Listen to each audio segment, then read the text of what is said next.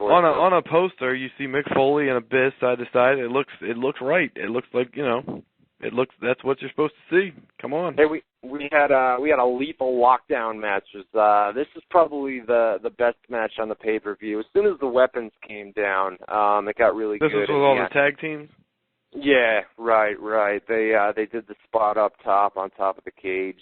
Robert Roode and James Storm were up there with somebody else, which was really well done. As soon as one thing about the pay-per-view was, that crowd was dead silent. It wasn't the typical pay-per-view crowd. Weren't they in Orlando too?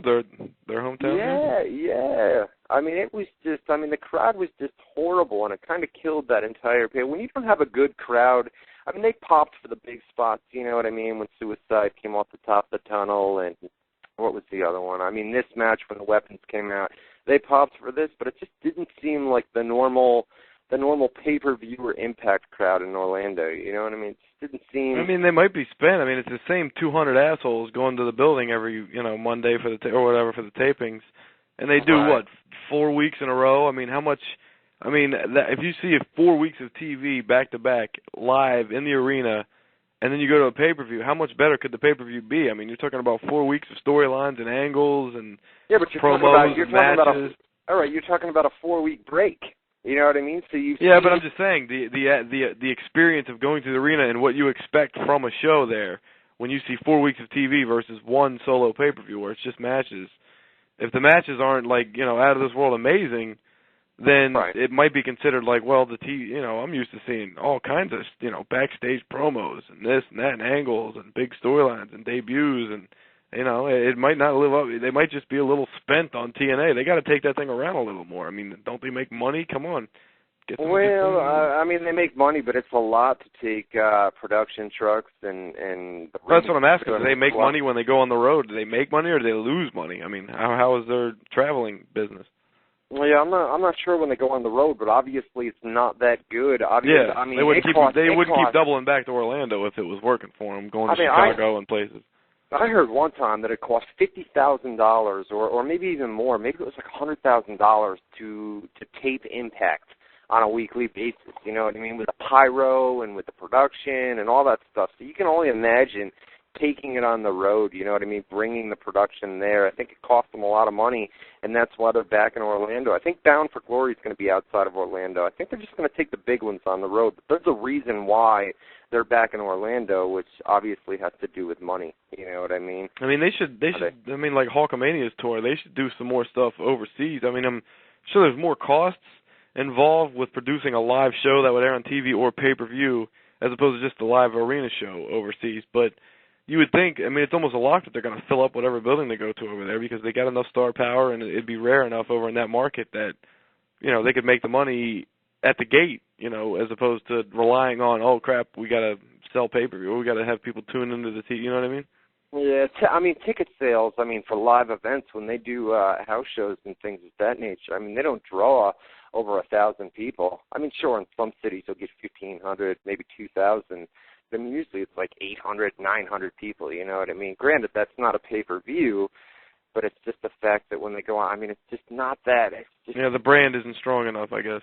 Yeah, not that strong yet where, just keep it in Orlando, continue to grow, continue to build, continue to make money out of Orlando, and then kind of take more pay-per-views on the road, at least for the time being, where they're making money, but not that much, you know what I mean? Keep the tapings in Orlando. So we had Rhino and Bobby Lashley. Rhino went for a goal. How was this? I don't remember seeing much of this. Was Bobby Lashley? Did he work, or was it kind of like a little thing? The ending was shitty, where Rhino. Well, it was good. No, Lashley looked good, man. Not a lot of ring rust. He was in there with Rhino. Was he taking bumps, or were they real careful and not having him hit a lot of? No, it was good. It was good. He was all out. It wasn't like he was, trying to be careful because he's got the MMA thing going on. I think his next fight. I heard his next fight was canceled, or not canceled, but delayed. Postponed. Yeah, till December with Ron H2O Waterman. Remember him? He was in WWE developmental for. Yeah, he's fought in UFC and Pride before, so. So no, they went all out. Lashley looked good. Not a lot of ring rust, and. the ending was kind of cheesy, where Rhino went for a door and Lashley hit the knockout punch. Oh my God! So because he's a mixed martial artist, geez. Yes, and then they hyped that. You know, we're laughing. Now, did I hear that there's going to be? I think this was just an email I got, so it might have been somebody guessing.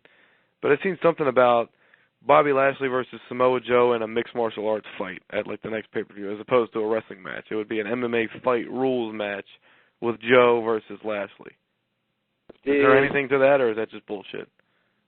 Not unless I read the Impact spoilers from last night. I mean, they'd have to set it up here in the coming weeks. They didn't start it. Yeah, okay. Yeah, I haven't heard that. I mean, it's possible.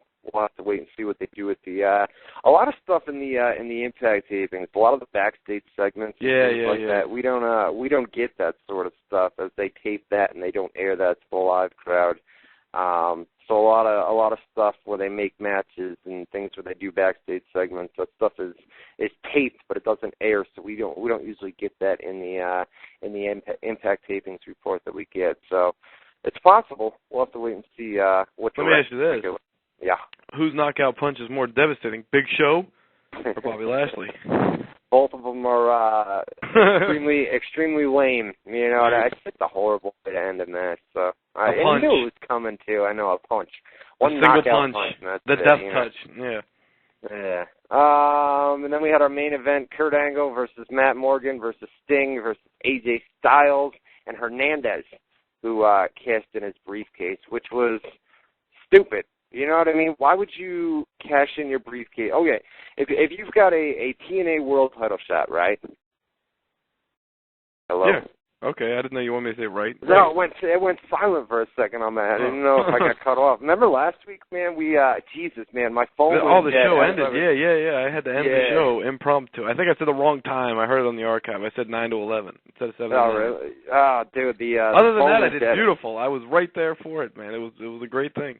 I know. I heard the archive as well, and you were right on that. You said, where'd he go? Yeah, I said, in case he's not here and I did the whole thing. It was beautiful.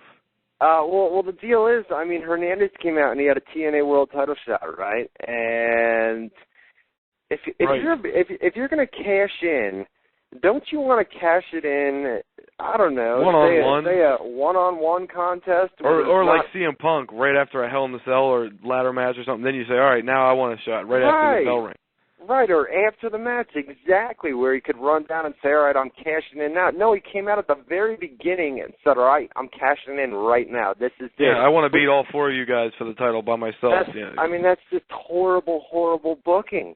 You know, I don't watch the TV show. I couldn't say if there's a tie-in with the storyline, but on the outside, it looks like they just wanted to get the focus off of him having that shot at the title as his storyline, and maybe they're going to do something else with him now. Like maybe he'll mix into the World Elite or whatever the hell they're doing. Maybe they got plans for him to go somewhere else, and they don't want people thinking, oh, when's he going to do with his title shot? You know. That's true. Just to get it out of the way. You know what I mean? Just to get it off of him, so you're not thinking about it.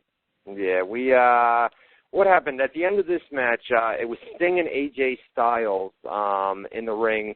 Sting walked away, or came off the ring apron and did a dive onto somebody. I think it was Matt Morgan on the outside. Styles probably because he's a big enough guy to catch him. Yeah.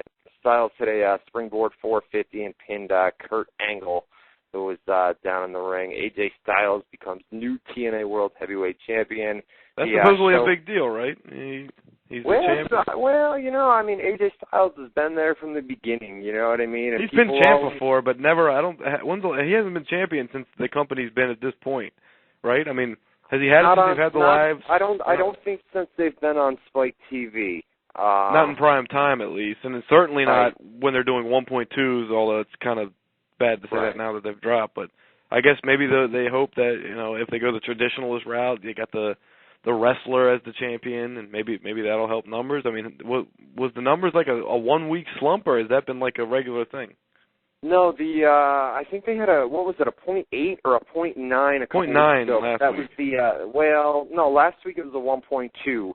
Oh, was it really? Yeah, but the week before that, it was the NFL opener with the Pittsburgh Steelers, and so that was a direct result of that. It wasn't like they were losing interest in the product. Okay. Right. There was no football this past week, so they bounced back up to a 1.2. So I don't think they're worried at all. I think it was just a 1 week thing. But I'll tell you what, it shows the power or the effect that the NFL has on whether it be Monday Night Raw. I mean, Raw did a 3.4 rating. They've done 3.6s the past. The interesting thing about Raw was I think hour 1 did like a 3.2, and hour number 2 was like a. And I want to say 3.8 or 3.6. When does the game end? Well, the game didn't end. Game doesn't start till 9. And last really? Game ended last night. I mean, when Raw went off the air last night, I believe it was about 4 minutes left in the game. So, I mean, then there's no explanation. Then there's no explanation for that hour doing way. More, I mean, it always is a little bit higher, but. Usually not that drastic. I mean, especially if the football game starts at the same time and it's still going throughout the entire show. And that was a great game last night with the